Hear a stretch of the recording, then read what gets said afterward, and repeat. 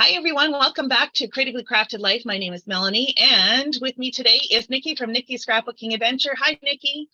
Hello, it's so good to be here today. It's a time again, right, for our monthly little check-in and chat about all things related to not spending money and using our stash. Yes. How have you been doing? I'm okay. I did make a trip to Hobby Lobby, and they had a few things on sale, so I did indulge, but otherwise not too bad. Not too bad. How about you? I've been doing pretty good. My switch on my tracker has been very good and motivating me. I did do a couple $50 spending here and there, but not nearly as much as I normally would. So I feel like I'm doing better than I was previously. Like last year, I was spending $400 a month. So $50 from 400 is a lot better. Yeah, and that's exactly how I'm approaching it too, right? Overall, I'm spending less and I'm getting more done and using up my stash, and that was really my main motivator. Mm-hmm. Yep. So today we're actually going to go through and come up with some kits to use our stash, right? Like, what's your thought process behind this? Yeah, so this original concept, or it's not my original idea by any stretch of the imagination, but my friend Kathy was talking to me the other day and she was saying how she cleared out something from her Bash-ket. And I'm like, what's a Bash-ket? Like, what is that, right? And she's like, well, it's a basket full of items that she wants to bash or use in her stash. And I thought that was kind of a cool concept. I've done similar things to this over the course of my crafting journey, if you want to call it that, where I end up with little bits and odds and ends, and I just kind of have them in a bowl or a tray on my desk, and I try and use them up rather than put them away. So this is just a little more official kind of approach to it that I thought would be fun. Yeah, I'm excited because I definitely have those things in my stash that I just haven't used, and I really, really need to use them. So I know for me, I have chosen items that are loose one-offs, typically, things that are just there on my desk that I want to make a point to use. And I'm not really setting a deadline per se as to how long it will take me to use it, but I would say that within a couple of months, if I haven't used them, they might be purge items. So that's kind of the approach I'm thinking as far as this goes. It's like if I either lose, what is this saying? Use it or lose it.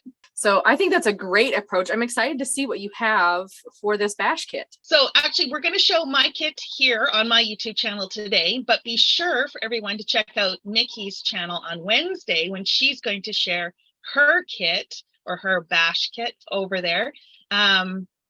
All of Nikki's information will be in the description below. Please be sure to click on the link and don't forget to subscribe when you're over there, just so that you don't miss out on that video.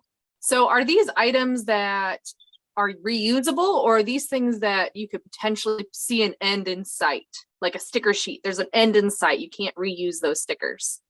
That's a great point, because one of the things you could do is you could throw tools or like stamps and punches and stuff in there just as a way to encourage you to use it. I've chosen to use all consumables. So the idea is that ideally I use them all up and there's nothing left in my space at the end of this. Okay, awesome. Let's check them out. Yeah, so let me switch camera views here and I will show you what's in my kit. The whole term of a bash kit is a play on the idea of a basket. And look, I happen to have one in my stash because who doesn't love fancy containers, right? Obviously this one is way too big for the amount of supplies in here, but maybe that'll be a motivator, right? Because it'll be in my face. I can't forget about them. So will you be keeping this basket on your desk while you craft, or like where is it going to live? I think it's going to be on my desk, although I might transfer it to something a little bit smaller just so that I don't take up that precious space. But I'm a person that if it's out of sight, out of mind. So I really do need to make sure that I can see it, or I'm just going to forget about it. Have you thought about maybe a clear container? Because if that's the case, if it's out of sight, out of mind, you do want to be able to see the items in there.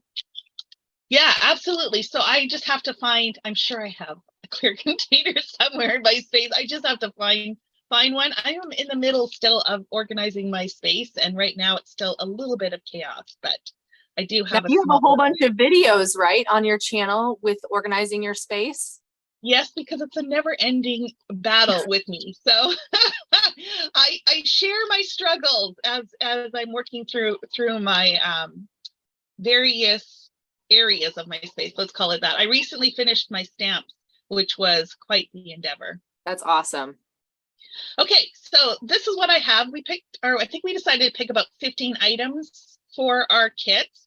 And the bigger items I chose were actually some stickers because I thought I would make some cards. And so I have a Dollar Tree sticker sheet. I have not even touched this. And I don't know that I would necessarily use the word animal transport for anything, but I thought the little hot air balloons with the critters would make some really cute birthday cards for my nephews and nieces. So that is, Absolutely. yeah. And these are actually like dimensional and everything, not bad for $1 or $1.25. I probably paid $1 for them. That's probably how long they've been in my stash. And then I have a couple from Hobby Lobby, and these are also dimensional stickers. They were on clearance.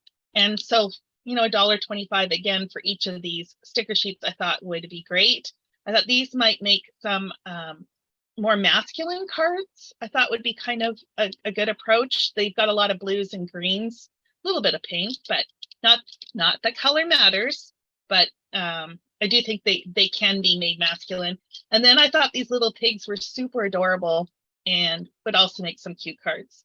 Absolutely. Those are so fun. I love hot air balloons. So when you see that hot air balloon with the animals, I'm like, oh, I wish I had that sticker pack.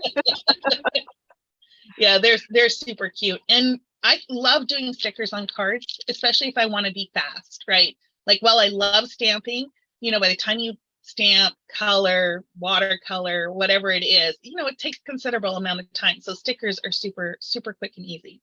So then I have a little box or little tray full of odds and ends. And I tried to kind of pick things that I thought would go with the stickers so that I can kind of kill more than one item or bash more than one item at a time. So I do have a couple doilies that I thought would make some great layering pieces on the card. I have some leftover foil from a kit that I took.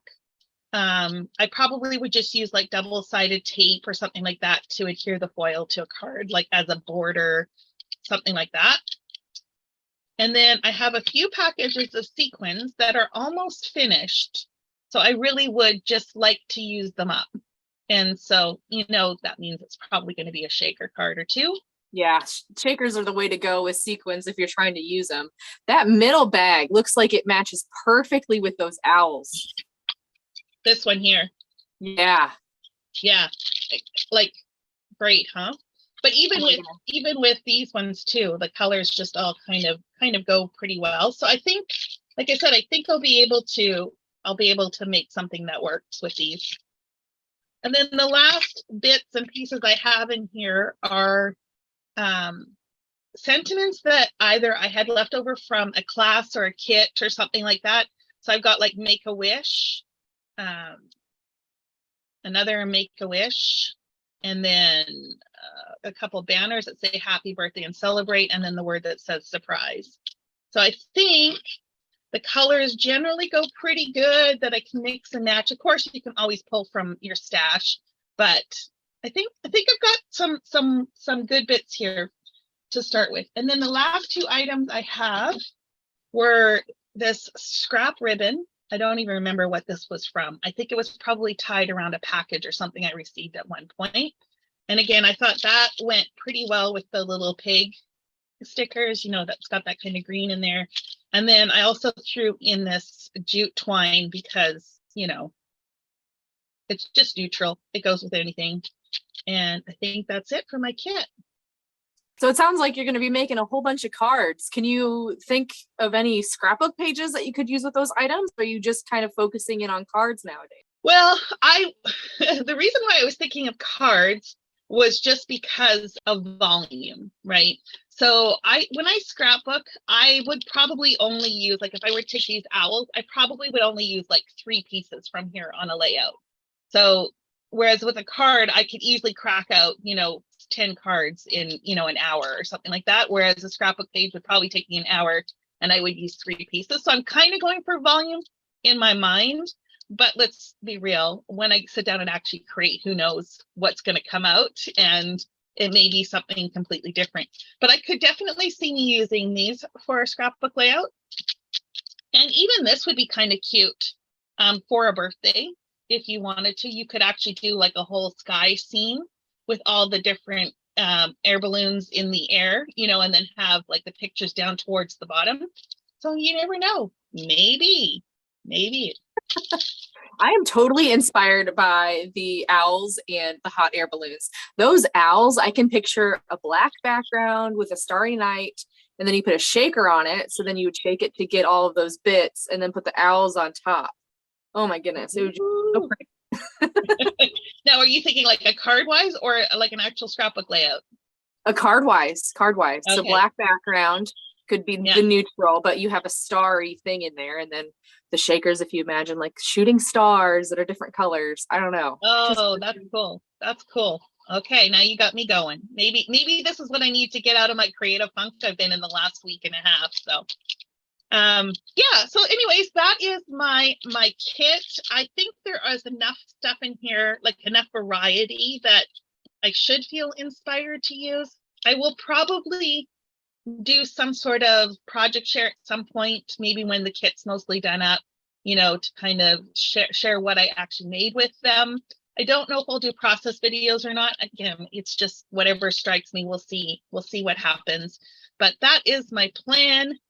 And I'm pretty excited. I'm pretty excited about it. It was kind of fun to look through some of this stuff and try to combine it in a way that, you know, I could find a way to make it work. Possibly. We'll see. Well, thank you so much for this inspiration. I love those owls, the hot air balloons, the sequins, like everything in your kit looks like so much fun. Well, and I can't wait to see what you have put together for your kit. Are you ready? Do you have it all together already? You know. So maybe I can help you decide on a few things. You maybe. know, so we do one way or the other. And for those of you that are watching, if you are interested in doing something like this, we encourage you to pick 15 items from your stash, either sitting on your desk currently or those odds and end things that you would love to use up, and create a bash kit. If you are a member of one of my Facebook groups, please post a picture there so we can all ooh and ah over what's in your kit. And of course, we'd love to see what you create with them. So that is it for today's little chat. Be sure to check Nikki's channel again. Link is in the description below. Wednesday, she's going to be sharing her kit, and I can't wait. Thanks so much for joining me, Nikki. Bye. And we'll see you on Wednesday.